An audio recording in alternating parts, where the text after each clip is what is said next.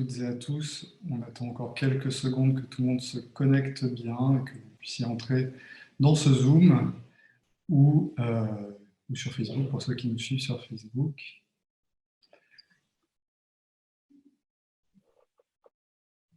Donc, je suis Axel Scoffier, je suis directeur général adjoint d'Unifrance. J'ai le plaisir d'ouvrir cette table ronde dans le cadre de notre cycle Voices of French Animation, qui est un cycle de panels et d'entretiens qui donne la parole à des talents, réalisatrices, réalisateurs de l'animation française, de courts, de longs métrages. Et aujourd'hui, dans le cadre du festival Trick Film de Stuttgart, où nous avons le plaisir de présenter un programme de courts métrages, et donc ce panel autour de 10 réalisatrices de 10 courts métrages. Voilà, panel organisé donc par notre équipe court métrage, Christine Gendre et son équipe, avec la collaboration du service numérique, et avec la complicité de Stuttgart, Andrea Bauer, que j'excuse, qui ne peut pas être présente avec nous, modéré par Bernard Payen, de la Cinémathèque française à Paris, qui est là, ici, avec nous, à qui je vais céder la parole tout bientôt. Et je donne d'abord la parole à Ulrich Wegenas, le directeur du festival, pour un mot d'accueil du festival. Ulrich von Stuttgart, à vous. Merci, Axel. It's a real pleasure. Malheureusement, je ne peux pas parler français. J'ai appris à l'école, mais it's vanished. So, thanks very much for organizing this wonderful panel, and we are really pleased that we have this focus on France. We called it Copine, and we are really pleased to have all you animators here, but thanks also to Unifrance, to Axel and Christine Chantre, and also to the moderator, Bernard Payan. Hi, Bernard. And I just want to say that French animation is really very strong in Stuttgart because of the quality, because of the whole aesthetics, the content, and it has always been very successful in feature film, in animated feature film, in shorts, in children films. So like when we start the feature film competition in 2006, it was Kirikou by Michel Oslo, or Assure Asma won the main award, and last year we had Le Voyage du Prince, who won the award. So we are always pleased to receive French animation, and our heart is really very closely connected to France and the artists. So feel comfortable at our virtual festival. Indeed, it's a shame to do our second edition on the virtual stage. But I think better than nothing. So you have the opportunity to watch all the films. All the professionals can watch all the films online without geo-blocking, what is really nice. And yeah, we have our virtual meeting space, so feel free to join us at the ITFS VR Hub. So thanks again, merci beaucoup to all of you, and have a nice conversation, a nice presentation, and I look forward to your input, your presentations. Thanks, merci beaucoup. Thank you, Ulrich. Merci beaucoup, Axel Scoffier. Merci beaucoup, Christine Gendre, pour ce panel, pour organiser ce panel consacré à ces jeunes réalisatrices de films d'animation. Donc, je suis Bernard Payen, je suis responsable de programmation à la Cinémathèque française et aussi rédacteur en chef du magazine franco-allemand Court Circuit sur Arte, magazine consacré au court-métrage. Donc voilà, on va parler un petit peu de tous vos films. Bienvenue donc à 10 réalisatrices qui sont avec nous aujourd'hui. Je vais vous citer toutes.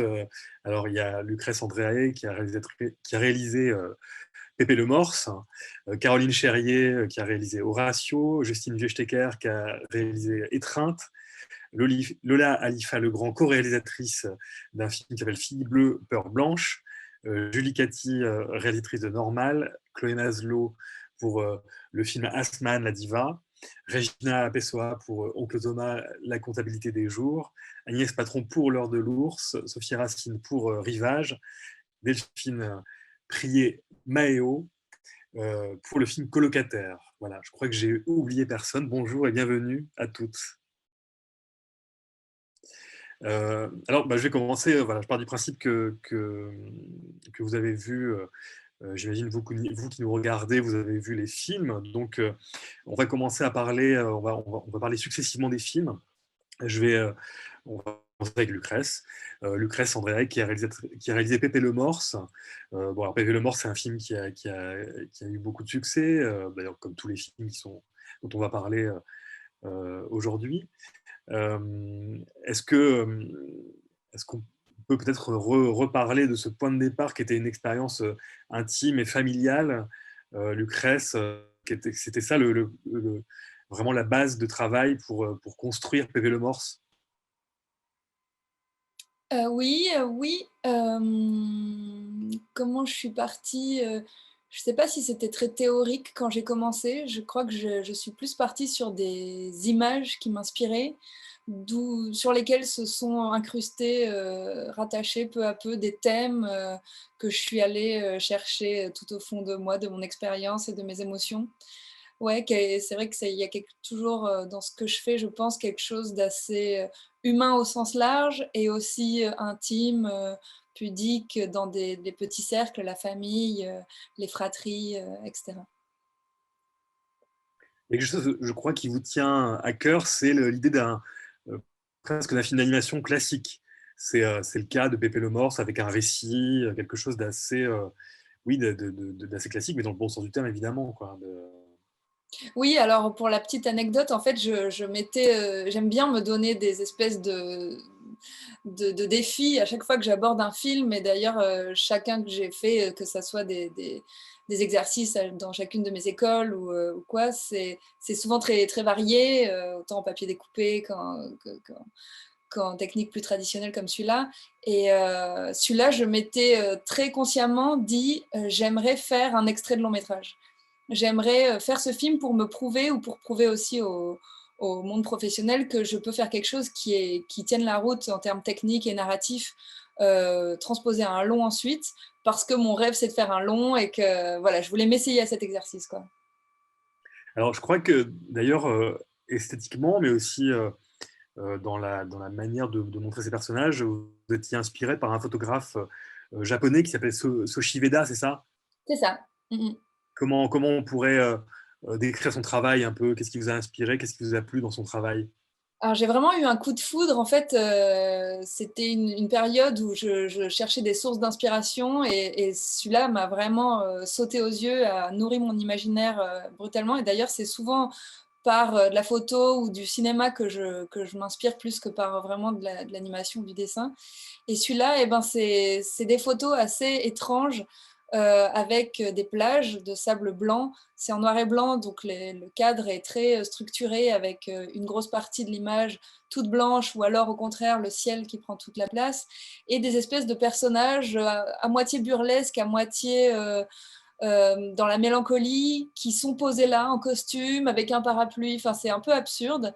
Et en même temps, il y a quelque chose vraiment sur la solitude humaine. Ils se regardent pas, ils sont un peu éloignés. C'était vraiment touchant. C'est pour ça que j'ai voulu un peu me donner ce code graphique de je vais mettre des personnages sur une plage et on va voir ce qui se passe.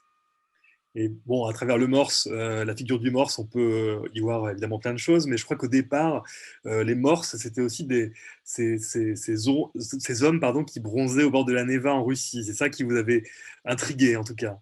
Exactement, j'ai une très bonne amie russe que j'ai rencontrée à la Poudrière qui m'avait raconté cette anecdote que des hommes, parfois très corpulents, en plein hiver, se faisaient bronzer au bord de la Neva par des températures hallucinantes pour perfectionner leur bronzage ou pour, je sais pas, se prendre des vitamines. Et j'avais gardé cette image très frappante en tête. Alors pour le film, vous avez deux techniques d'animation qui dialoguent entre elles, finalement, on pourrait dire.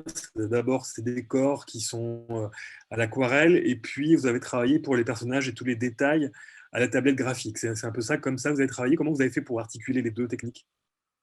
Bah, j'ai tout simplement fait le pari, par souci d'économie, de plaquer l'un sur l'autre sans plus de d'effet que ça. Parce que c'est vrai que dans les différentes écoles que j'ai traversées, c'était un peu un incontournable de me plaquer une texture un peu vibrotante sur les aplats numériques pour, soi-disant, les incruster. Et moi, ça me gênait l'œil plus qu'autre chose. Et j'avoue que en fait, c'est depuis toujours, que ce soit dans les Disney ou dans les Miyazaki ou quoi, c'est toujours ça, c'est des décors à la peinture et des personnages en aplat. Et en fait, à mon sens, le choix de couleurs suffit à assurer une bonne incrustation. Et voilà, je ne me suis pas plus embêtée que ça. Comment il y a une dimension importante du film aussi qui est consacrée à la bande son, à la musique. Il y a ce titre de Architecture in Helsinki qu'on entend au début, et puis après vous avez travaillé avec avec quelqu'un qui s'appelle Flavien van Azelveld, c'est ça, qui a composé la bande son du film. Qu'est-ce que vous vouliez exprimer à travers la composition sonore du film, et notamment ce titre qui ouvre le film? Ça a été un dialogue intéressant avec Flavien qui est autant sound designer que compositeur de musique, qui a pas mal travaillé dans le son et qui du coup avait une manière de... Bon, déjà on avait des références communes, on avait travaillé sur le teaser pour voir ce que ça pouvait donner ensemble. Et donc voilà, on a une petite tendance à la musique électro. Et ce qui m'a plu avec lui, c'est de réfléchir vraiment à l'association du sound design et de la musique. Donc, que ce soit dans ces musiques très ambiances, très diluées comme ça, dans le son des vagues, dans le son des mouettes, dans des petits bruits un peu organiques, bizarres, qui commencent à polluer les ondes un peu numériques pour amener de l'étrange, pour amener du bizarre, des basses pour faire un peu trembler, pour commencer à amener l'angoisse, tout en jamais surtout prendre trop le pas sur la narration et pas devenir un clip non plus. Mais en même temps, je me souviens que dans une certaine note d'intention que j'avais écrite à l'époque, je disais que je voulais me débarrasser le plus possible de la musique et qu'elle ne souligne pas les émotions. Et au final, j'ai fini par en mettre parce que je trouvais que ça ne marchait pas, que l'émotion, la peur ou la mélancolie ne montait pas suffisamment, prenait pas suffisamment aux tripes sans la musique. Donc finalement, on est revenu à quelque chose d'un peu classique. Et puis, il y a quelque chose aussi très intéressant sur les voix, hein, qui ne sont pas du tout, je dirais, stéréotypées. Enfin, il y a une utilisation d'un langage un peu cru comme ça, un peu, que vous aimez bien avoir pour les Oui, voix. c'est vrai on dit un peu de mes personnages ou de mes dialogues qui sont un peu tonitruants, qui explosent, qui crient, qui sont grossiers, vulgaires. C'est d'ailleurs quelque chose qui a un peu choqué certaines personnes, peut-être qui ont tendance à associer le film d'anime peut-être surtout dans un rendu aussi classique, à quelque chose orienté pour les enfants, et qui était étonnée de ça. Mais oui, moi j'avais vraiment à cœur, peut-être justement en réaction à des longs métrages que je peux voir et qui sont un peu lisses parfois, de faire quelque chose tel que je le connais, c'est-à-dire un langage ado. Enfin, les ados que je connais, ils parlent comme ça, et, et ma mère, etc.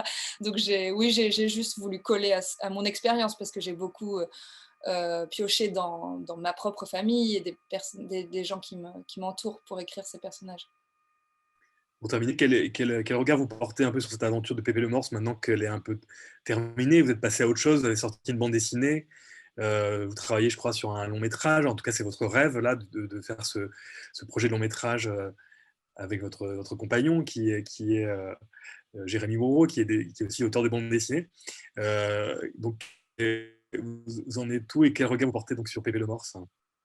Euh, je suis à la fois pleine de tendresse pour moi-même parce que j'ai vraiment souffert pendant cette production, c'était très long, j'étais d'une intransigeance envers moi-même qui m'a pas mal pesé à la fin, j'ai beaucoup stressé, c'était la première fois que je menais des équipes, etc. Enfin, c'était vraiment mon expérience pour me forger, quoi. Du coup, j'en ai souffert. Et en même temps, il m'a apporté tellement de joie aussi. Enfin, j'ai eu beaucoup de retours très, très positifs. La plupart des gens ont perçu ce que j'avais voulu faire en le regardant, ont été touchés, parce que mon but, c'était de faire naître beaucoup d'émotions, et c'était la difficulté en l'écrivant de faire passer de la colère au rire, aux larmes, à la frustration, à la peur. Et j'étais sur un espèce de fil tendu à l'écriture, à pas savoir si ça fonctionnait, à manquer de recul, etc. Ça me torturait. Et je me suis réconciliée avec ça, c'est-à-dire que je le vois comme un premier film plein d'erreurs, plein ouais, d'erreurs de jeunesse. Enfin, je vois que j'étais jeune en l'écrivant, même si je suis pas beaucoup plus vieille maintenant, mais je ferai plus les choses pareilles et en même temps, je suis en paix avec lui. Très bien. Bon, merci Lucrèce. On va maintenant parler avec Lola, Alifa Legrand. Bonjour Lola. Il faut juste que le micro soit activé. Voilà. Bonjour. Donc, vous êtes co-réalisatrice d'un film tout récent produit par Miyu qui s'appelle Fille bleue, peur blanche. Donc, ce film est assez différent de Pépé le Morse. C'est un film presque mental, c'est ça qu'on pourrait dire un peu sur un film sur la jalousie amoureuse quelque part. Oui, tout à fait. Je voulais juste préciser donc, que je suis co-réalisatrice, mais que je n'ai pas fait les dessins. Moi, je me suis occupée de la partie du texte, en fait. Et donc, Marie ne pouvait pas être là, malheureusement, aujourd'hui. Du coup, je suis toute seule. Donc, oui, c'est un film mental. C'est une espèce de délire de paranoïa, comme si on rentrait dans la psyché du personnage principal, en fait, qui, du coup, est pas vraiment très présent à l'image, mais c'est comme si on était tout le temps, en fait, avec elle. Et tout est né un peu justement de votre rencontre avec Marie Jacotet et ses dessins. C'est ça, vous avez vu dans une galerie, je crois, les dessins de Marie et vous l'avez proposé de travailler ensemble sur ce film, c'est ça? Exactement. En fait, on a fait les mêmes écoles et j'ai toujours beaucoup aimé son travail. Et un jour, lors d'une de ces expositions, je me suis dit, mais c'est tellement cinématographique, on a tellement envie de savoir ce qui se passe avant et après, et ça contient déjà du temps, en fait. C'est comme si ces images contenaient déjà beaucoup de temps.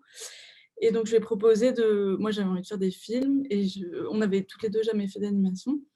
Et je lui ai dit, si je t'écrivais une histoire, je pourrais prendre comme base des personnages féminins et ce que ça m'inspire.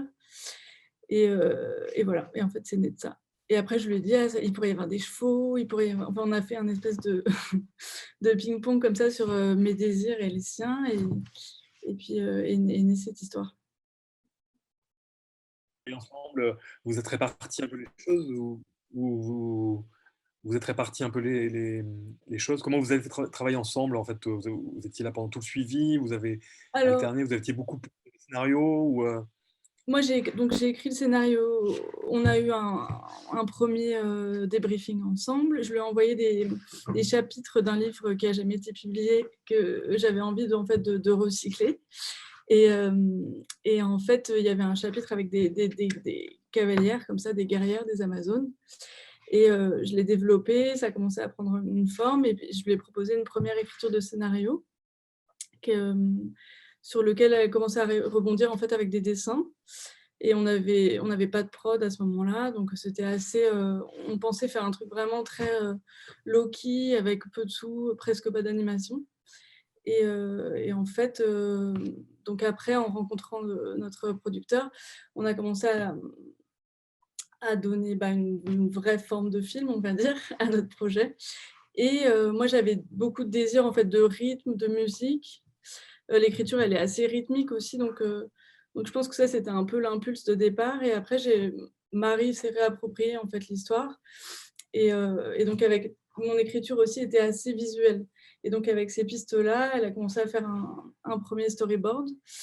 Et ensuite, on faisait plein d'allers-retours. Elle me demandait ce que j'en pensais. Moi, je lui disais, on a travaillé séparément, mais avec beaucoup de dialogue. C'était très agréable. Et après, au montage, on a beaucoup. C'est devenu un travail vraiment commun à ce moment-là, quoi. Enfin, commun. Je veux dire à 4 mains, avec une monteuse, donc à 6 mains. Donc, on va dire que j'ai commencé le bébé et j'ai fini le bébé parce que je me suis aussi occupée de faire le suivi du bruitage, du mixage, du montage son, tout ça. Alors justement, il y a ce que je trouve vraiment intéressant, notamment, c'est le traitement des voix, notamment quand il y a cette fameuse embuscade et ce kidnapping avec les Amazones. Il y a comme ça ce chevauchement des voix qui est assez particulier, très singulier. Je me suis demandé d'ailleurs, parce que je crois que Marie est très duracienne, elle aime beaucoup l'écriture de Marguerite Duras. Donc il y a comme ça presque quelque chose il y a une diversité des voix, mais il y a aussi quelque chose de monotone aussi à ce moment-là. Enfin, c'est très très intéressant et très singulier, quoi. Je voulais un peu vous entendre là-dessus, sur ce traitement des Alors, voix. l'idée de base, en fait, c'était que toutes ces filles font partie de la psyché du personnage principal. Du coup, en fait, c'est presque comme si elles n'étaient qu'une. Et donc, on avait parlé pas mal du cœur, en fait, du cœur dans la tragédie, et de comment, et du sabbat, et de l'idée des sorcières, et donc comment, en fait, toutes ces voix peuvent devenir des sons, devenir des rythmes, plus que des dialogues, en fait. Et donc, quand j'ai fait le casting des voix, j'ai fait vachement attention aux tessitures des voix différentes des actrices, puis à leur parler, quoi. Je voulais comme si elles chantaient un peu ensemble, en fait. Et d'ailleurs, l'enregistrement était super, super gai, c'était vraiment comme le film, quoi. Très, très vivant et très, très habité. Et qu'est-ce que je peux vous dire d'autre sur les voix? Non, voilà. Ouais. Mais une façon très inhabituelle d'entrer dans le film, je trouve. On a l'impression, quand le film commence, qu'il est déjà commencé depuis quelque temps. C'est assez intriguant, en fait. Je me demandais un peu quelle avait été votre volonté. On a l'impression de prendre un train en marche quelque part. Enfin, c'est une voiture en l'occurrence, mais Alors, dans la volonté aussi qu'on avait depuis le début, qui était assez commune, c'était que comme on va dire qu'on n'avait pas une écriture qui existait toutes les deux, on voulait accepter le fait que ce soit baroque, que ce soit un peu explosé, et qu'il y ait un mélange des genres entre déjà le travail de Marie, mon travail, et plein de références, en fait, parce que c'est truffé de références. Et donc, on voulait que ça commence vraiment comme un film français, un film de la nouvelle vague, où on arrive, on ne sait pas trop ce qui se passe, et que ça prenne le temps, quoi, mais qu'en même temps, on soit au milieu de quelque chose, effectivement, qu'on ne comprenne pas trop. Et que ce soit limite un peu chiant, en fait, au début, et pour qu'après, il y ait cet événement qui se passe, et tout d'un coup, qu'on se fasse un peu catapulter dans un dans une deuxième partie du film. J'allais dire dans un deuxième espace, mais non, parce qu'il y a plein d'espaces différents, et justement, on joue avec ces multiplicités d'espaces. Mais oui, on arrive au milieu. Mais d'ailleurs, on est toujours un peu... c'est un peu à l'image de l'héroïne, quoi. Elle n'est jamais au bon endroit, elle sait jamais où elle est, elle sait pas ce qui se passe autour. En fait, on voulait aussi que le spectateur ressente ça, quoi. Qu'on ressente la même chose qu'elle au moment où elle le vit. alors, il y a aussi tout un travail intéressant sur la musique, notamment au départ, cette espèce de décrochage musical, cette chanson qui arrive comme ça, un peu comme ça, sans crier gare aussi. Et je crois que vous avez travaillé avec plusieurs, enfin, il y a plusieurs, là aussi, plusieurs rythmes de musique, plusieurs sensations musicales, et notamment ce groupe qui s'appelle Bagarre, c'est ça? On entend aussi Teresa Berganza, enfin, là, il y a des choses très différentes. Est-ce que vous pouvez nous raconter sur la musique? À ce moment-là, j'avais rencontré des membres du groupe, et en fait, j'avais découvert le groupe, j'avais fait écouter à Marie, c'était au tout début du film. Et en fait, on se disait, c'est trop bien, ça colle, et en même temps, ça colle pas. Enfin, on aimait bien, en fait, le fait d'avoir de la chanson aussi, enfin, c'est pas de la chanson à texte, mais d'avoir une chanson avec un texte assez important. Ouais. Et que ça crée aussi, je pense, un interstice on ne comprend pas vraiment de qui il parle, qu'est-ce qui se passe. Un peu comme, moi j'aime bien dans la vie quand les choses ne collent pas vraiment, quoi, parce que quand on se pose des questions, il y a une friction. Et je pense que ça aussi, c'est propre au travail de Marie. Et donc cette chanson, elle est arrivée un peu comme ça, comme une évidence. Et la dernière aussi, d'ailleurs, qui est aussi une chanson de bagarre. Et puis après, dans ce désir d'avoir un objet, en fait, assez baroque et assez dissonant, enfin, c'est pas vraiment dissonant, mais comme un patchwork, on s'est dit, ce serait super d'avoir le Stabat Mater de Pergolèse, ce serait fantastique. Et puis, du coup, on a réussi à l'avoir. Et on a demandé à un ami aussi en commun, Nicolas Julien, The Coward, de nous composer un titre exprès pour le générique de fin, parce qu'on avait envie aussi un peu à la Tarantino, quoi, de marquer toutes les étapes du film, un peu, d'en rajouter une couche, quoi, sur ce générique de fin un peu cheesy, et donc d'avoir une musique un peu rétro, mais contemporaine, comme une réécriture en fait. D'accord, très bien. Et donc là, le film commence un peu sa carrière en festival. Comment ça se passe? Alors, on est dans plein de festivals, on est super contente, mais on ne bouge pas de Paris, donc c'est un peu, j'imagine que c'est pareil pour tout le monde, mais c'est un peu étonnant enfin, c'est un peu décevant, on va dire plutôt, de pas du tout avoir de retour, quoi. Au-delà du fait de se déplacer, de voyager, bon, c'est super, mais surtout, on n'a pas trop à part de nos amis ou sporadiquement comme ça, on n'a pas trop de retour sur le film. Donc, mais sinon, je crois qu'il a une belle vie, hein. Il a une belle vie. Peut-être que cet été, on va commencer à se déplacer en festival. J'espère. Oui, on a été au Annie Awards il y a un mois. On a été sélectionnés dans les finalistes. Et puis, on est allé aussi à Cannes l'année dernière. Le Cannes du Covid. Donc, c'était en octobre. Mais c'était quand même très sympa. Donc, voilà. Très bien, merci Lola. On va maintenant parler de Colocataire, le film de Delphine Priet-Maillot. Bonjour Delphine. Bonjour. Bonjour. Alors Colocataire, c'est votre film. Alors d'habitude, vous êtes connu pour avoir fait beaucoup de stop motion avant. Et là, c'est un film qui tranche assez avec ce que vous avez fait avant, Colocataire. Alors, beaucoup de stop motion. J'ai fait un film en stop motion. Et en fait, Colocataire, c'est mon premier film effectivement en dessin animé. Et ensuite, il y a eu Domus. En fait, du coup, c'est un peu vieux pour moi, du coup, Colocataire. Mais en fait, ma technique, c'est plutôt le dessin animé, effectivement. Le stop motion, ça a été plutôt l'exception. Ouais. Bon. Mais bon, Alors, justement,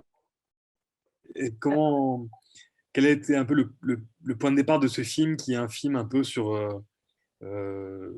l'intégration, quelque part. Enfin, c'est cette idée de comment cette femme peut s'intégrer déjà dans son quotidien, et aussi comment il y a toute une réflexion aussi sur l'autre, sur l'étranger, sur celui qui est chez elle, qui pourrait être une sorte d'allégorie du migrant aussi, puisqu'il y a beaucoup d'allusions à travers la presse qui est montrée dans le film sur les migrants, etc. Donc comment est né un peu ce film? Alors en fait, au départ, il y a, en fait, donc j'étais au début d'un couple, et on a eu un vol chez nous, en fait. On était chez nous et quelqu'un s'est introduit chez nous, pendant qu'on était dans l'appartement. Donc je pense que ça a été le déclencheur de l'idée, hein. Alors après, il y a aussi, donc après pour moi, c'est aussi une métaphore du début les 2 choses se sont un peu, comment dire? Rencontrées. C'est pour moi, donc cette histoire d'intrusion dans l'espace, privé.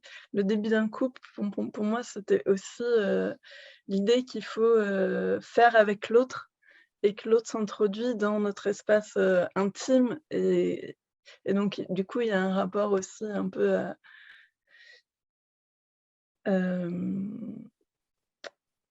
là, on flirte avec la folie, mais voilà, bon, c'était c'était l'intrusion dans, comment on fait une place dans sa bulle, en fait, enfin voilà, à l'autre. D'accord. Il y a quelque chose d'assez passionnant sur j'allais dire, ce qu'on pourrait appeler la surface un peu vibrante du dessin. C'est-à-dire que Oui. c'est ce dessin qui vibre et où on sent la matière, le mouvement. C'est quelque chose que vous aimez bien travailler? Alors oui, alors en fait, Donc moi, j'ai une pratique du dessin en dehors de l'animation, qui est une pratique assez proche de la gravure, avec un dessin au critérium très fin, en petite hachure comme ça. Et en fait, j'en ai parlé au monsieur qui fait le logiciel TV Paint, et je lui ai demandé si c'était possible de recréer, parce qu'en fait, coloriser des animations comme ça aurait pris un temps monstrueux. Et du coup, j'ai demandé si c'était possible de faire des brosses qui reprenaient mon style, et c'est ce qu'il a fait en fait. Donc du coup, c'est des brosses qui sont animées et qui miment un peu l'idée du dessin gravé. Mais du coup, c'est quand même travailler sur un logiciel sur ordinateur, quoi. D'accord. Et c'était important pour vous de travailler cette couleur-là, ce gris, ce noir et blanc et ces gris. En fait, pour moi, je me posais pas la question c'est comme ça que je dessine. C'est comme ça que je dessinais, et l'introduction de la couleur, ça me permettait de raconter quelque chose là de manière un peu symbolique. Mais mon dessin, à l'origine, est au niveau de gris, en fait. Donc après Domus, du coup, que vous allez peut-être pas vu, mais j'ai introduit encore un peu plus de couleurs, et le prochain devrait être tout en couleurs. Mais du coup, c'est un genre de triptyque, quoi. C'est le premier d'un triptyque sur la notion de couple et sur voilà. Et la couleur dans celui-ci, dans le colocataire, elle joue quel rôle? Cette couleur rouge qui ponctue comme ça, qui est cette fameuse petite robe rouge de Pour moi, l'héroïne. c'était le refoulé, c'était ce qu'elle voulait pas. En fait, il y avait enfin, c'est comme si, enfin, tout était, elle marche sur un fil. Elle va d'un point A à un point B. Il y a un côté un peu borderline, enfin, et pour tenir dans sa vie, elle essa et en fait, le rouge, il y a un côté explosif, hein, qui est, son rêve, en fait. Et donc elle l'a mis dans un tiroir, et puis, lui, d'une certaine manière, il le fait ressortir. Enfin bon, c'est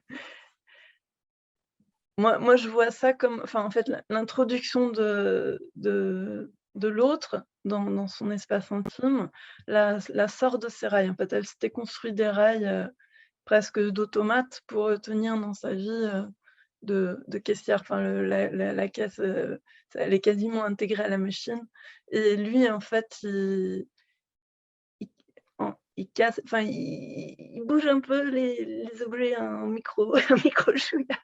Il y a un verre qui est pas bien, qui est pas à sa place, il y a enfin, les choses ont micro bougé, et ça l'a fait complètement. En même temps, on imagine que dans la vie réelle, c'est la sensation qu'on a eue quand même quand on s'est fait voler, c'est que, donc j'avais un ordinateur qui était à l'entrée de chez nous, enfin de chez moi, et l'ordinateur avait disparu. Donc c'est une drôle de sensation, parce que tout était à sa place sauf l'ordinateur qui était pas là. Donc on se demande: «Tiens, mais qu'est-ce qui se passe?» Et on se demande si on devient fou. Enfin, il y a un truc qui est assez déroutant. C'est pas une infraction où la porte a été brisée, on sait qu'il y a quelqu'un qui est rentré. Là, tout était à sa place, mais il y avait plus d'ordinateur. Et enfin bon, c'est Et maintenant, quel regard un peu vous portez sur ce film qui a déjà quelques années? Je l'ai pas revu en fait depuis, donc j'ai du mal, en fait, moi j'ai pas de formation, du tout en animation, j'ai appris sur le tas.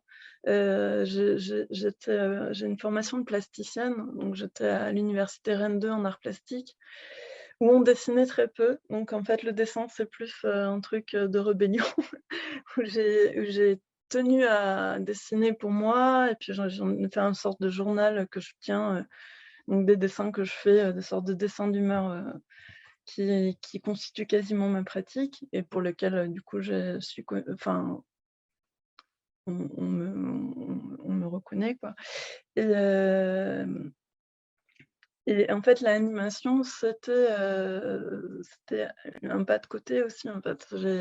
Il y avait une association à Rennes 2 qui faisait des films un peu comme on pouvait, d'où le stop motion d'ailleurs, parce qu'ils faisaient plus du stop motion. Donc j'ai commencé par faire un film en stop motion, qui s'appelait La petite fille et la mort avec des bouts de ficelle, enfin et puis après on avait fait on a fêté Gaufrette à JPL Film, mais ma pratique, c'était le dessin animé. Donc du coup, pareil, je me suis formée avec les animatrices, qui ont bossé sur mes films, enfin, j'ai appris sur le tas, quoi, en fait.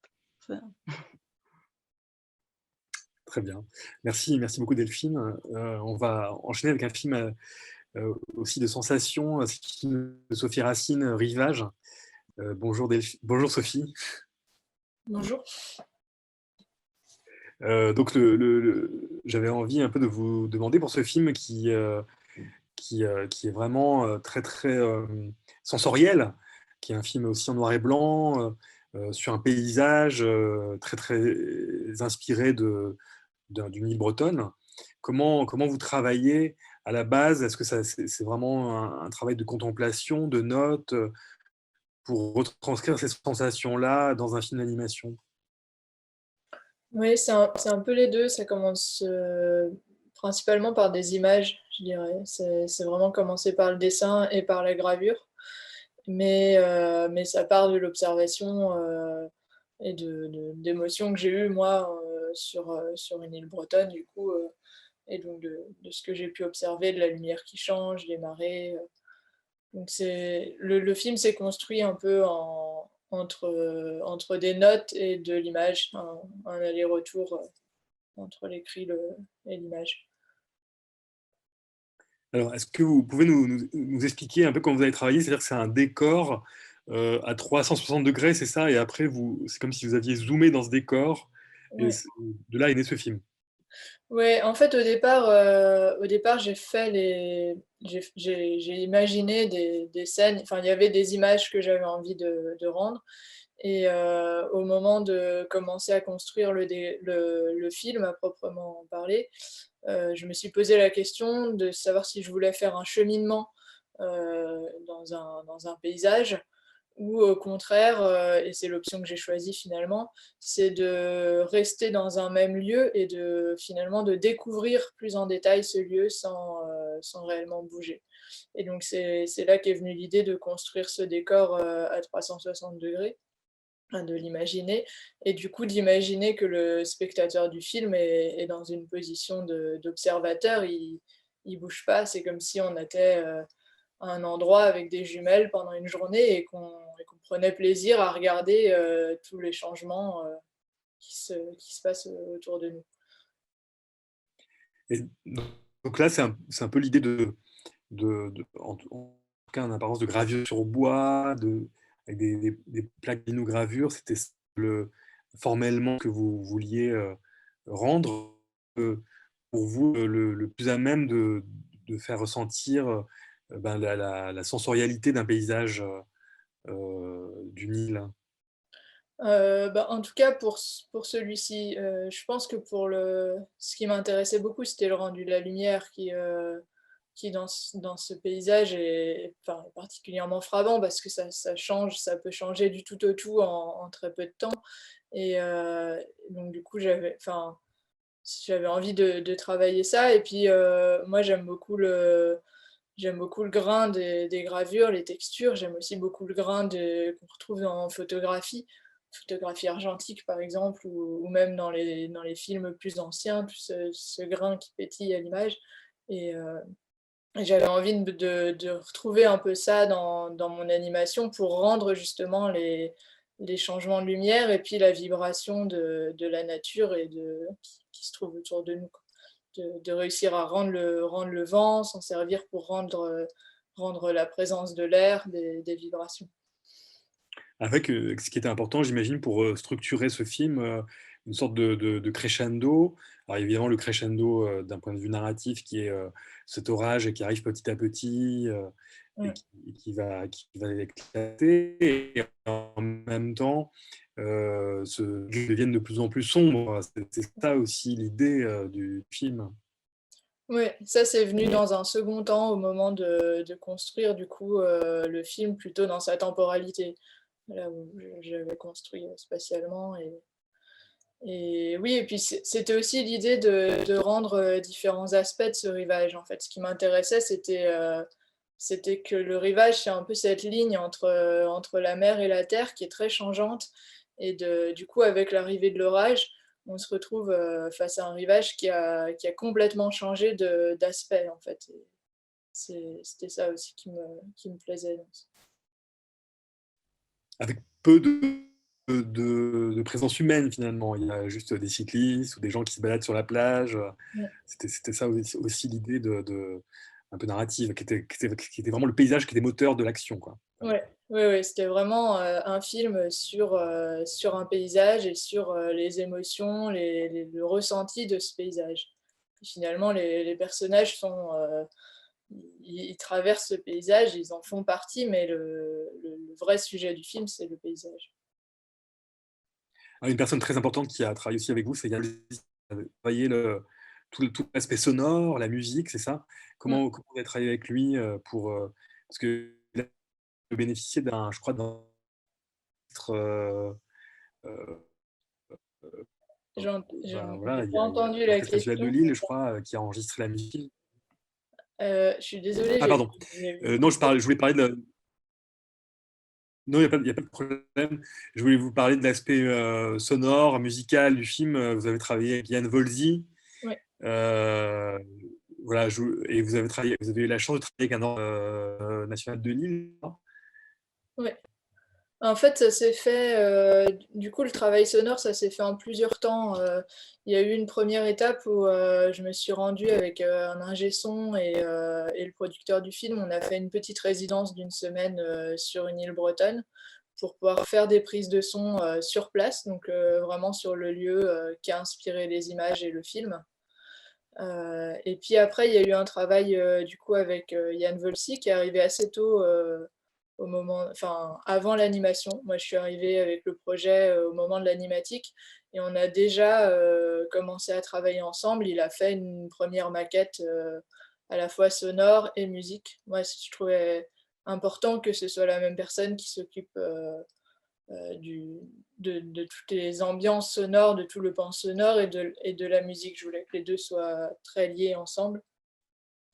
Et après, les musiciens de l'orchestre de Lille sont venus vraiment à la toute fin du film, du coup, après l'animation, où Yann a repris la bande-son pour affiner les choses et où là, on a pu faire un enregistrement de musiciens de la musique qui avait été composée. D'accord. Et là, vous travaillez sur un autre projet en ce moment? Oui, je suis sur un autre projet qui sera un peu dans le prolongement de celui-ci. J'aimerais continuer à m'intéresser aux lieux et aux paysages et aux ressentis et également au passage du temps parce qu'en fait, c'est aussi Rivage, c'est aussi un film sur le temps qui passe. Et donc, du coup, j'aimerais approfondir cette idée, mais sur un temps beaucoup plus long et explorer un lieu sur plusieurs années et en voir les évolutions. Très bien. Alors, merci Sophie. On va passer à un univers totalement différent, qui est celui de Normal, de film de Julie Cathy, qui est avec nous également. Bonjour Julie, si vous pouvez activer votre maître. Bonjour. Bonjour Julie. Voilà, un univers complètement différent avec Normal. Et ce personnage qui s'appelle Danny, qui se définit lui-même comme un sosie de Freddie Mercury. Et, et c'est un film voilà, assez incroyable. Comment il est né, en fait, ce film, finalement, très pop, très graphique? Alors, il est né un soir de concert dans un fond de cave parisienne, si je me souviens bien. Voilà, vraiment sur un bord de comptoir, j'ai commencé à écrire la voix off du début. Et et j'ai commencé à gribouiller des portraits d'un proto d'Annie. Et je ne savais pas vraiment ce que j'allais faire de ça. En tout cas, c'était là dans les pages incarnées. Et j'aimais bien ce début de narration, mais vraiment à ce moment-là, je ne savais pas tellement vers où j'allais aller, si ça allait devenir un film ou pas. En tout cas, j'avais ça dans ma poche, dans mon sac à dos, et c'était une idée lancée. Et, et voilà, qui devait finalement faire un film. Mais voilà comment est né Normal. Et du coup, c'est la voix off qui a vraiment conditionné le reste. C'est comme ça que vous avez travaillé d'abord avec le texte. Oui, c'est un peu cette description de personnages totalement caricatural que moi je définissais comme en fait, dans mes notes d'intention, en fait, je le définissais comme un croisement entre Kim Kardashian et un Shadok. Et en fait, c'était aussi, je pense que dans Normal, comme dans Eden, qui a été mon premier film, pour moi, l'intérêt, entre autres, de faire des films, c'est de partager les questions que j'ai sur notre société avec le public. Et donc, c'est des questions hyper vastes et c'est souvent hyper complexes. Et donc voilà, Normal, cette voix off, elle décrivait un personnage qui est en fait une caricature de nous tous. Hein. Enfin, je veux dire, c'est pas Kim Kardashian particulièrement, c'est un peu nous à l'extrême, en fait, nous dans nos modes de consommation et dans notre manière d'être au monde. Je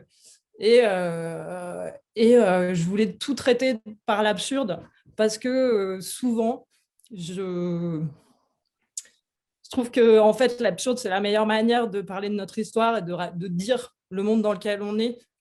Et donc, j'avais très, très envie de traiter ce sujet de la consommation, ce sujet du rapport qu'on a au monde aujourd'hui par le rire et par l'absurde.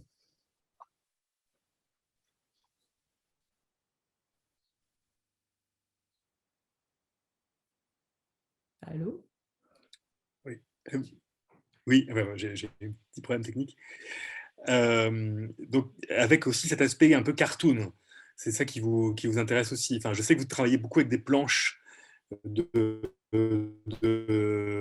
créez des personnages sur des planches comme ça, et vous vous amusez à composer aussi le film de cette manière.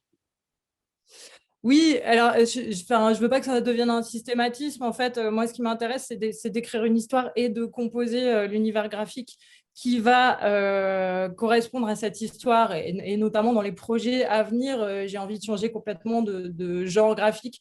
Même si, je tiens assez fort, en fait. Enfin, je pense que je viens de l'affiche et je viens de l'illustration. Moi aussi, je n'ai pas commencé par l'animation et j'ai appris sur le tas.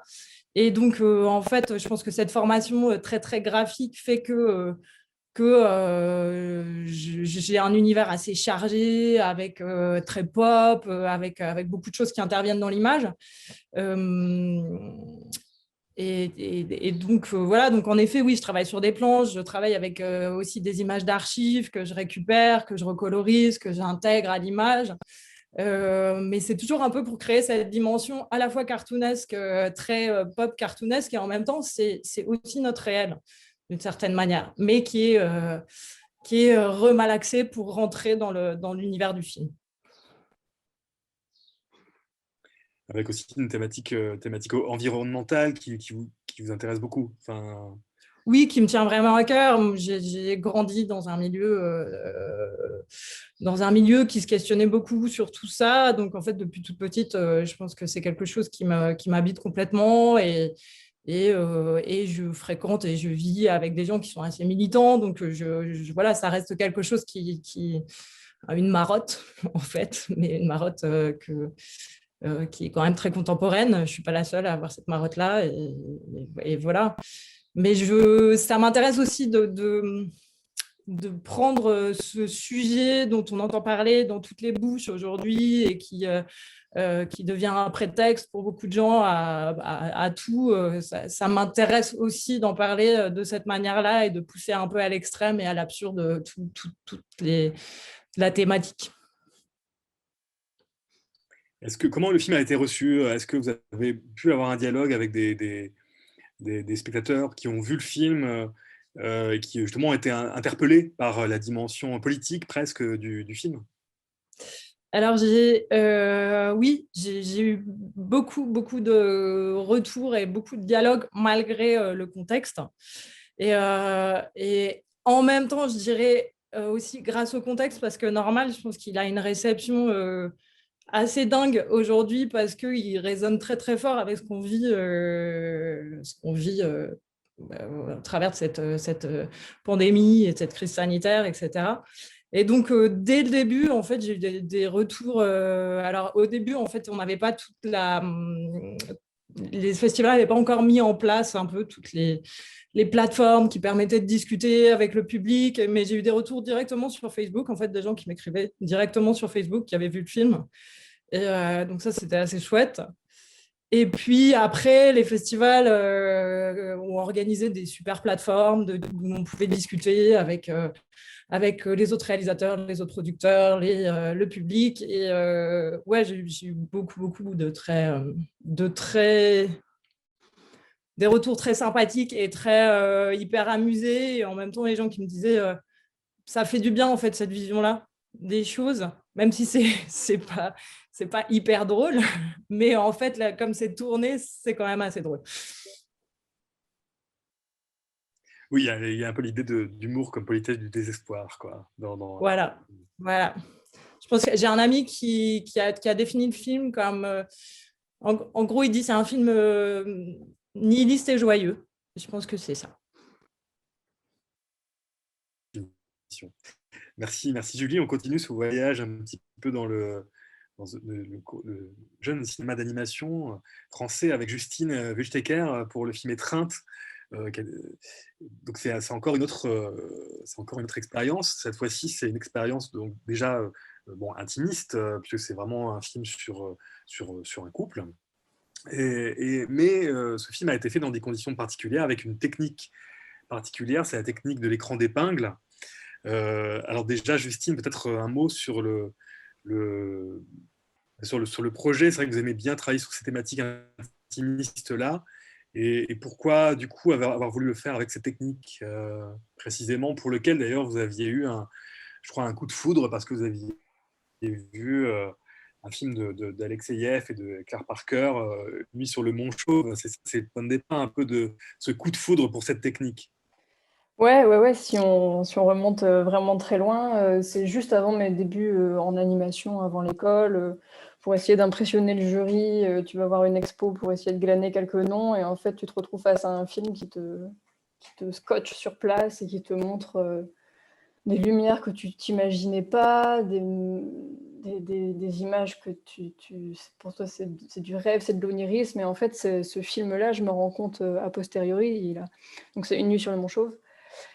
Il a vraiment donné toute une direction aux recherches que j'ai eues pendant mes études. C'est-à-dire qu'à chaque exercice, je me suis dirigée vers les techniques traditionnelles, j'ai essayé le banc-titre, je me suis questionnée sur les flous, les noirs et blancs, les ombres. Enfin, en fait, du coup, ça m'a fait vriller au tout début des études pour me dire « Waouh, j'ai vu ça et en fait, je vais aller dans cette direction ».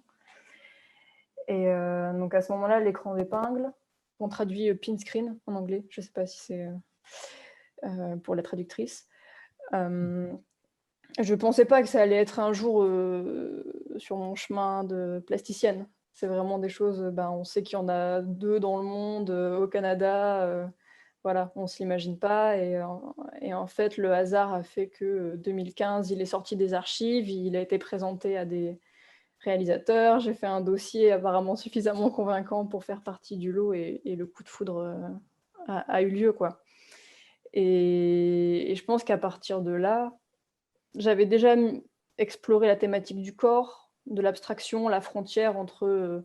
j'aime bien travailler en rotoscopie, mais une rotoscopie qui vrille vers l'abstraction, en fait, du coup, d'avoir un corps réel qu'on ne reconnaît plus ou qu'on devine, etc. Et donc ces thématiques-là faisaient déjà partie de ce que j'explorais, et quand j'ai vu l'écran, c'était une technique qui me permettait d'aller encore plus loin dans cette direction.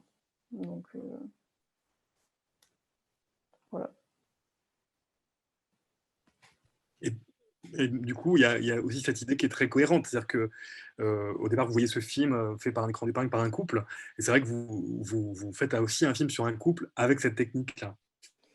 Ouais, ben, tout est lié, hein. Vraiment, j'ai été très, très impressionnée par l'écran en tant qu'outil plastique, mais aussi par son histoire. Et du coup, quand je travaillais, ben, moi, j'avais en permanence, j'ai travaillé toute seule, mais j'avais en permanence dans ma tête cet outil. Ils l'ont fabriqué à deux, ils le travaillaient à deux. Donc cet outil est le fruit d'un amour. Qu'est-ce que l'amour? C'est le dialogue, chacun ça. Le noir, le blanc. Et donc, voilà, cette métaphore, en fait, cet outil pour moi, c'est vraiment une métaphore filée de l'amour, que ce soit dans son histoire, que ce soit dans ensuite les images qui peuvent permettre de faire jaillir, et du coup une réflexion entre le désir et l'amour. En fait, où est la frontière, quelle est la différence entre les deux. Et je pense que le film a été une cristallisation de toutes ces réflexions autour de l'amour que l'écran a fait jaillir en moi. Et qui passe beaucoup par des détails, en tout cas dans la narration. C'est-à-dire que dès le départ, on voit une main, cette fameuse tasse de café qui est aussi symbolique de cette relation entre cet homme et cette femme. Ça passe beaucoup par ça, par des sensations aussi. C'est très sensoriel. Ouais, complètement. Bah, il y avait des tasses, des nuages, du vent, des arbres. Autant dire que c'était pour mon producteur ultra casse-pied à faire produire parce que c'était pas sexy du tout. Bon, bah voilà, là il y a une tasse, là il y a des nuages, là il y a une tasse et c'est un film. Donc en termes de narration, ça a été un challenge de faire comprendre que tous ces motifs et les variations autour de ces motifs allaient construire quelque chose de ténu mais de très sensoriel qui allait quand même réussir à nous plonger dans une histoire. Avec ce film, est-ce que vous avez eu l'impression d'entrer dans une sorte de club un peu des cinéastes d'animation qui ont travaillé avec cette technique-là, vous êtes peu effectivement dans le monde, comme vous le rappeliez, et est-ce que du coup ça a eu une incidence sur la carrière du film? Enfin, est-ce que du coup le film a été montré un peu d'une manière un peu spécifique? Bah, je pense, que je le veuille ou non, oui, je fais partie du petit club écran d'épingle.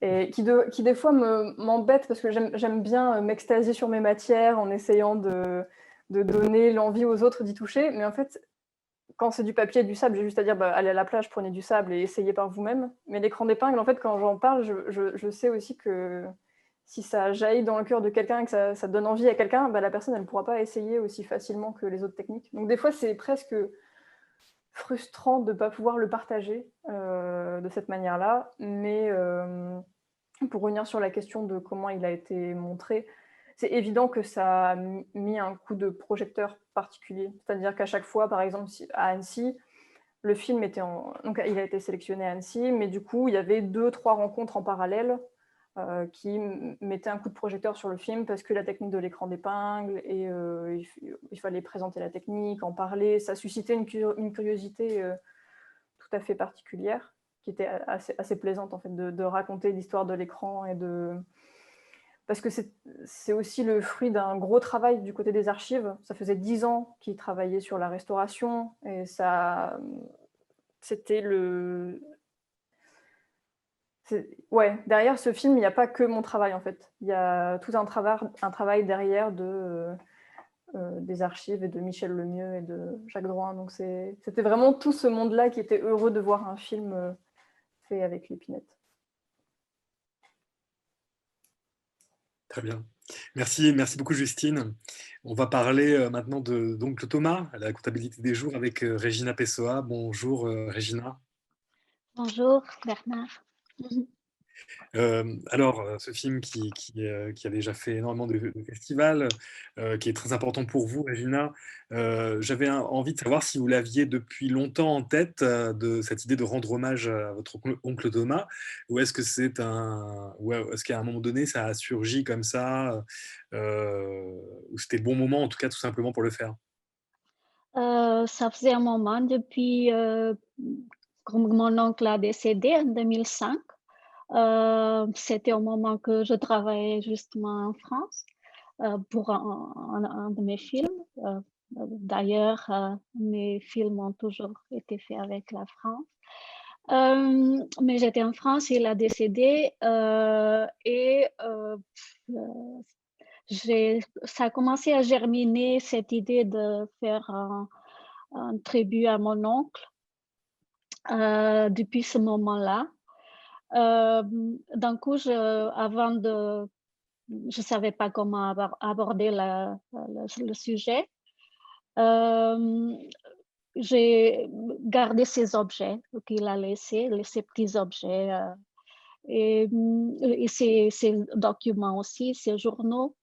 Donc j'ai fait 2 films encore pendant que ça germinait.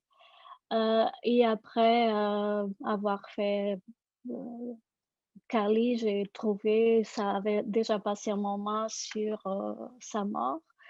Et j'ai commencé à sentir que je me sentirais à l'aise maintenant. Ça avait déjà mûrci un peu dans ma tête pour que je puisse commencer à approcher le sujet. Mais effectivement, l'intention est née en 2005. Le film a sorti en 2019. Eh oui, ça fait pas mal d'années. Comment vous avez travaillé à partir de ces archives, de ces documents, c'est ça? Au départ, c'est ça le point de départ, vous avez fait une plongée dans ces documents, ces fameux carnets où il faisait ses calculs?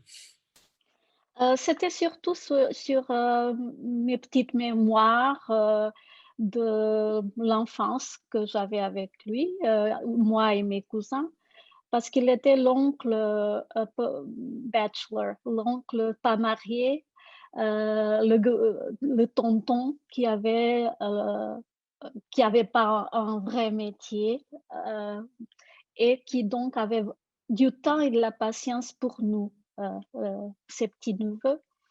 Et naturellement, quand on est enfant, un adulte qui traite avec les enfants de façon différente, parce qu'il était comme notre copain, même s'il avait l'âge de nos parents, qui avait de la patience, qui nous faisait des jouets à la main. Bien sûr, on était très attachés à lui.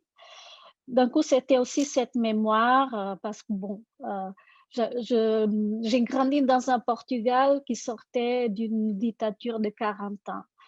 Et naturellement, ma famille, comme beaucoup de familles au Portugal, c'était très difficile, mon enfance.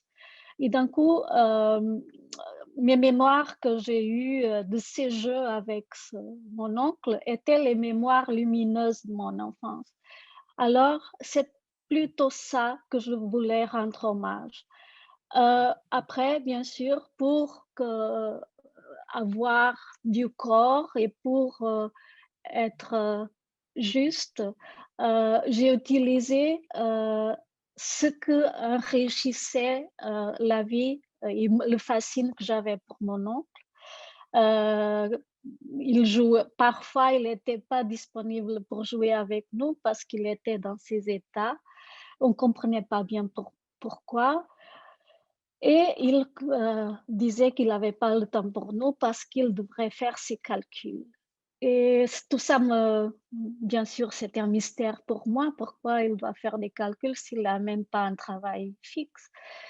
D'un coup, j'ai voulu aussi ajouter dans le film, utiliser dans le film ces petits points que dans mon enfance, dans mes mémoires, étaient un mystère pour moi. Et aussi parce que c'est, comme je montre dans le film, j'ai commencé il nous a encouragés à dessiner, à ses neveux, et j'ai commencé à dessiner un peu grâce à lui. Comme j'ai déjà expliqué, et j'explique dans le film d'une façon très libre. On était pauvre, il n'avait pas de carnet et de fusain et de crayons de couleur en abondance comme il a de nos jours, mais il quelque part, il nous a montré que c'est toujours possible de faire des choses. Il prenait le charbon du feu, de la cheminée. On habitait dans un village. Et il nous mettait à faire des dessins de grande taille sur les murs de la maison. D'un coup, c'était un peu... c'était pétillant d'apprendre à dessiner comme ça et en même temps de faire quelque chose que je savais quelque part que c'était interdit dans les autres maisons. Aujourd'hui, c'est ce que je fais pour vivre, c'est dessiner. Donc, ça a compté aussi beaucoup pour cette envie de faire un tribut à mon oncle. Donc, j'ai mélangé tous ces éléments et aussi ces objets, ces petits objets, parce que pour moi, c'était important que les objets figurent dans le film, parce que je trouve que les objets qui ont appartenu à quelqu'un portent une mémoire et un symbolisme fort et profond. Et avec tous ces éléments, c'était mon matériel de départ pour faire le film. Très bien. Merci Régina. On a encore trois réalisatrices avec qui on va s'entretenir. Il y a Caroline Cherrier pour Horatio. Bonjour Caroline. Donc c'est encore un univers différent avec ce personnage de Guillaume, le personnage d'Horatio. Donc Guillaume qui tue Horatio parce qu'il parlait trop fort. C'est un peu le point de départ du film. Comment il est né ce personnage? Je crois qu'il est né d'un univers, en tout cas, que vous connaissiez ou sur lequel vous aviez enquêté, vous aviez entendu parler. Vous parlez de l'univers carcéral? Oui. C'était l'idée. Bonjour. Oui, complètement. On va dire que c'est moins le récit d'un personnage que le récit d'une anecdote. On m'avait raconté cette anecdote de quelqu'un qui travaillait dans l'univers carcéral et qui avait entendu une histoire qui avait été très longue avec un procès en avant, après se faire résumer par il criait trop fort et puis du coup voilà. Et ça faisait vachement écho dans ma tête à, vous savez, cette espèce de truc humoristique qu'on a quand on a des brèves de journaux qui résument des faits divers de manière lapidaire, du genre il tue son voisin à la hache parce qu'il faisait trop de bruit la nuit ou je sais pas quoi. Et c'est des trucs qu'on a déjà tous entendus et qui, ça nous semble pas possible. Évidemment, ça paraît trop absurde et en fait, il y a quand même une vraie histoire derrière ça. Il y a forcément des vraies personnes à qui c'est vraiment arrivé et leur vie a vraiment basculé. Et ce genre d'anecdote m'obsédait un peu, enfin me faisait tiquer. Et par cette espèce de processus qu'on a à chaque fois d'inventer une histoire derrière l'anecdote, et ben, j'avais envie de faire le processus jusqu'au bout, de prendre vraiment cette anecdote que j'avais entendue et de me plonger de manière fictive dans mais ça donne quoi si vraiment on y pense? Si vraiment on se dit il y a quand même un moment où la vie en arrive là et du coup c'est comme ça que j'en suis arrivée là. Et le personnage, je l'ai créé à partir de l'anecdote. C'est vraiment un récit d'anecdote. D'accord.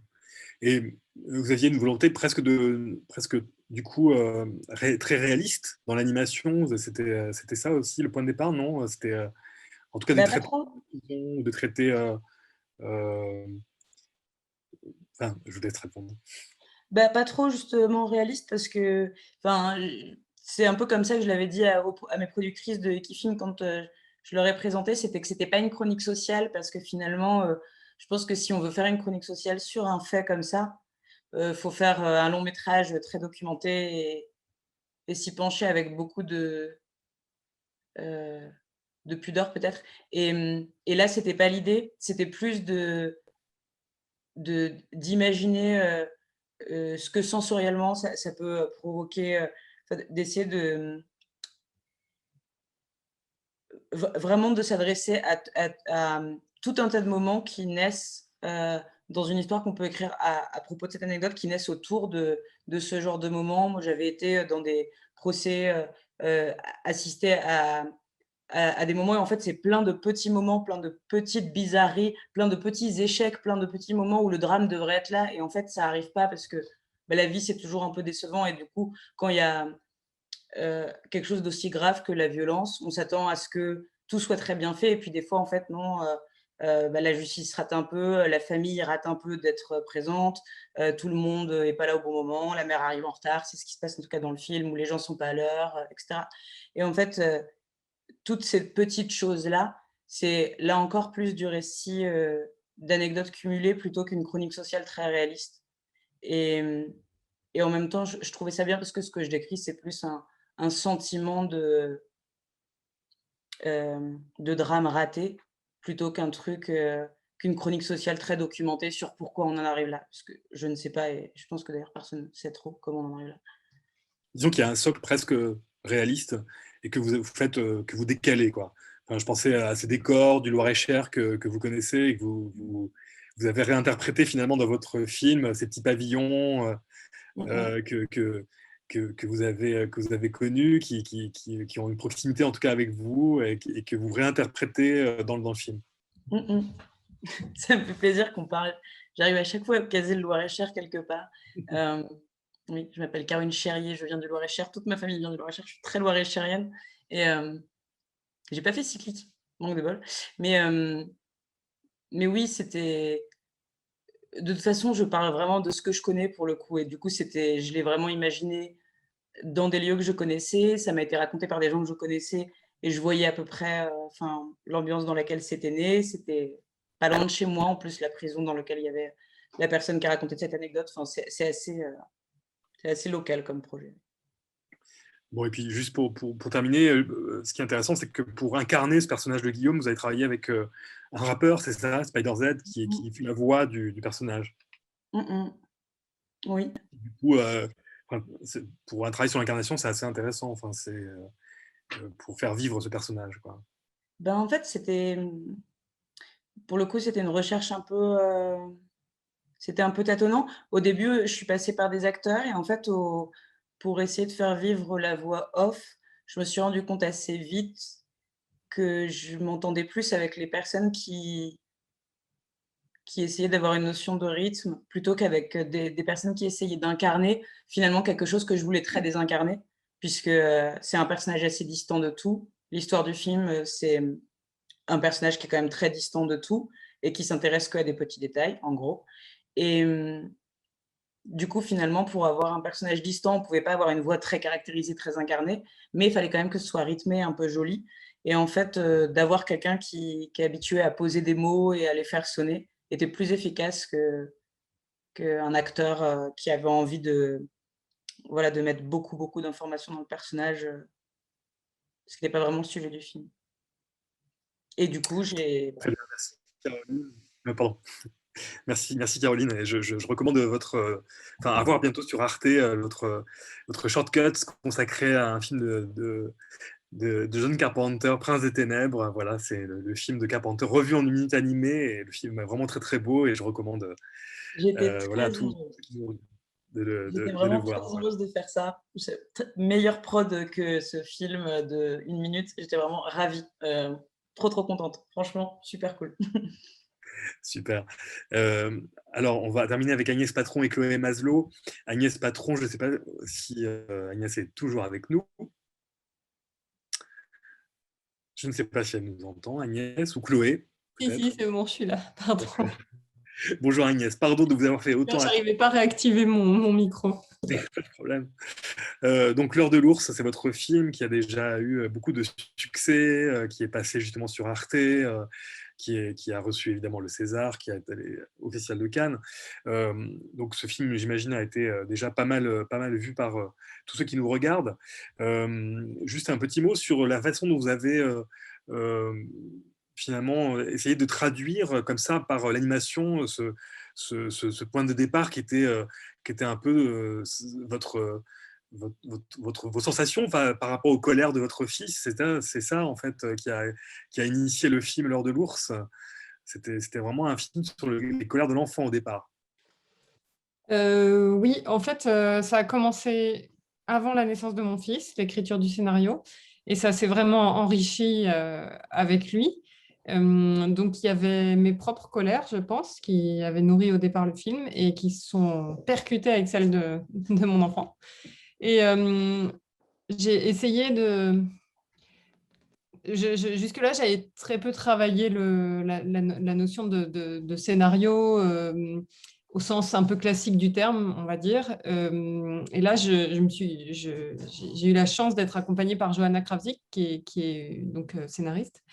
Et on a essayé voilà, de faire en sorte que à tout un tas de choses très sensorielles et très purement de l'ordre de la matière qui vibre ou d'images mentales, on arrive à tisser quelque chose qui soit proche d'une narration un peu plus entendable que mes précédents films, on va dire. Et du coup, c'est les deux articulés. Voilà, on a essayé de coller au point de vue de l'enfant et d'être au plus proche de sa colère et puis au plus proche de ses sensations et de son intériorité, on va dire.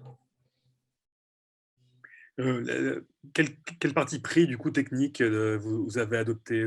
Au départ, c'était quoi? L'aquarelle sur papier noir, c'était ça Alors le oui, point de en fait, départ? moi je suis un peu comme Lucrèce, je pense. Je dessine, ou comme beaucoup d'entre nous d'ailleurs, mais je l'écoutais dire ça tout à l'heure. Et je pense que en fait, ces images-là, elles préexistaient, c'est-à-dire que le film n'était pas du tout encore écrit, que j'avais déjà fait des images d'aquarelle sur papier noir. D'ailleurs, c'était des images de recherche pour mon précédent court-métrage en co-réalisation avec Cerise Lopez, qui s'appelait Tchoulienne, Histoire de corbeau, et qu'on avait un peu abandonné en route parce que on avait d'autres choses qui nous plaisaient. Et donc, j'adorais cette matière qui vibrait sur le noir comme ça. Et j'avais décidé que pour mon prochain film, je travaillerais avec ça. Il se trouve que ça s'est extrêmement bien prêté à ce que je voulais raconter. Sinon, je pense que j'aurais été vers autre chose. Mais là, comment dire, ce noir qui enveloppe tout, c'est presque pour moi, quand on ferme les yeux et qu'on a des images qui restent à l'intérieur des yeux, la persistance de la lumière ou quand on s'endort le soir et que, moi, j'ai comme ça des images qui arrivent sur ce fond noir. Et c'était une manière je pense, de raconter cette histoire qui est un peu un conte projeté sur l'intérieur de nos paupières, quoi. Et puis une dimension très importante aussi avec la musique. Le travail avec Per Oberkampf a été hyper important pour vous. Oui, oui, oui. On travaille ensemble depuis très longtemps puisqu'il avait aussi fait la musique de mon film de fin d'études. Et il s'avère que moi, je n'ai pas cette peur de la musique qui souligne les sensations ou les sentiments. Je crois que j'aime vraiment ça et j'aime travailler avec la musique comme, même comme base à l'animation, quoi. Et donc là, la musique a préexisté. Elle était vraiment, elle a été enregistrée à la Chaise-Dieu grâce à la résidence de musique à l'image qui est mise en place là-bas avec des musiciens, et elle a été écrite en amont du film. Et je me suis basée dessus, notamment pour toute la partie finale où vraiment je voulais avoir la rythmique déjà et pouvoir animer sur la musique et pas l'inverse. Très bien. Merci beaucoup Agnès. On va juste terminer, on doit terminer ce panel avec Chloé Maslow, qui j'espère est encore avec nous. Oui, je suis là, pardon. Bonjour Chloé, pardon d'avoir fait attendre. Alors, bon, pour ce film, Asman, la diva qui est inspirée d'une diva et princesse druze, et c'est ça? Comment vous êtes intéressé à ce personnage? En fait, c'était pour la première fois un court-métrage de commande. En fait, c'est Cosette Productions et donc voilà, qui a voulu être à l'initiative d'une collection de portraits de femmes un peu tombées dans l'oubli. Et donc, elles m'ont proposé de réaliser ce portrait. Donc, après, c'était un peu pas par hasard, mais elles ont un peu réparti les personnages avec des réalisateurs ou des réalisatrices. Et en fait, au début, moi, je devais m'occuper de quelqu'un d'autre. Et puis finalement, par un concours de circonstances, j'ai récupéré en quelque sorte Asman. Et finalement, c'était un personnage qui était beaucoup plus proche de moi, vu qu'il voilà, j'étais justement en train d'écrire mon long métrage qui se passe au Liban, qui débute au Liban dans cette période-là. Donc ça a été en fait une bonne, voilà, un bon point de départ pour aussi expérimenter des trucs pour le long métrage. Je m'en suis un peu servie. Oui, c'est vrai qu'il y a beaucoup de points communs avec Sous le ciel d'Alice, votre long métrage, notamment avec cette technique, mais je crois que vous aviez déjà expérimenté, qui est la technique de pixelation. Qu'est-ce qui vous intéresse dans cette technique-là? Il y a plusieurs choses. C'est qu'il y a un truc qui est un truc rapide, enfin qui est beaucoup plus rapide que les autres techniques d'animation et qui permet en fait de pallier à beaucoup de manques que peut pas offrir la prise de vue réelle. Oui. Il y a quelque chose d'assez presque, enfin, du cinéma des premiers temps et de presque d'un rapport de l'enfance au cinéma, quoi, je trouve, Oui. derrière cette technique-là. Oui, il y a quelque chose de très enfantin. Enfin, de très enfantin et de très accessible, en fait. La stop motion, ça reste quand même une technique qu'on peut apprendre à des enfants. Je fais beaucoup d'ateliers avec des enfants et c'est vrai que c'est une technique que aussi, comme beaucoup d'autres réalisatrices que j'ai entendues, que j'ai appris de façon empirique parce que j'ai pas fait d'école d'animation. Qu'est-ce que ça implique dans le travail avec les comédiens, cette technique? Eux, ils aiment bien parce que c'est un truc nouveau qu'on leur demande. En tout cas, là, je parle plus pour le long parce que pour le court, j'ai encore exploité mes amis et moi-même. Mais en général, c'est quelque chose qui est nouveau. Et j'ai eu la chance de travailler avec un animateur, Victor Agelin, qui est très à l'aise avec le fait de manipuler des humains. Et donc, il est très didactique. Et donc, ça rend l'exercice plutôt amusant. Enfin, la contrainte, parce qu'en fait, c'est quand même un peu douloureux, physiquement. C'est un personnage romanesque où il a fallu la raconter comme ça finalement en très peu de temps, dans un court-métrage. Du coup, comment vous avez structuré le récit et qu'est-ce que vous avez privilégié? Il y a un peu l'idée aussi d'étoile filante, quoi, qui est... En fait, j'ai écrit avec Christophe Ducheron, qui est un journaliste spécialisé dans les biographies de sportifs, normalement. Donc, mais en tout cas spécialisé dans les biographies. Et on a vraiment choisi ensemble. En fait, elle a une vie tellement chargée en rebondissements qu'on en a choisi quelques-uns. C'était vraiment l'idée de donner envie d'en savoir plus sur ce personnage. Mais on ne pouvait pas tout raconter. On a suggéré beaucoup de choses plus que raconter. Et donc, moi, j'avais vraiment envie de parler de ce côté un peu destiné tragique où, en fait, on lui a prédit qu'elle allait mourir dans l'eau et elle est morte dans l'eau. Et elle a toujours été libre. C'est une femme qui a abandonné son enfant pour aller chanter. Enfin, abandonné, qui a laissé son mari s'occuper de sa fille pour aller chanter, qui était quand même, à l'époque, assez rare. Très bien. Là, qu'est-ce que vous travaillez sur quoi maintenant? Parce que Tous les cieux d'Alice a été présenté du coup d'une manière un peu étrange comme ça à la semaine de la critique, parce que c'est un film qui a reçu un label cannois, mais sans être montré à Cannes physiquement. Mais j'imagine que vous êtes du coup, vous l'avez encore accompagné d'une manière un peu comme ça à distance. À distance, un petit peu, mais plutôt à l'étranger, parce que en fait, les distributeurs et les vendeurs étaient d'accord pour pas le montrer en ligne. En fait, il y avait cette envie de le garder pour la salle de cinéma. Comme c'est un film qui a une image particulière, c'est de la pellicule, et il y avait cette envie de pas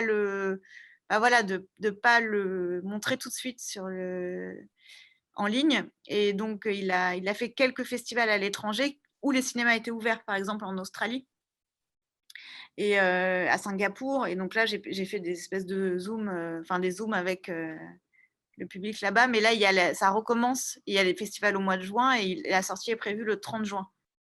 Voilà. Ouais. Très bien. Bonne chance à vous. Merci.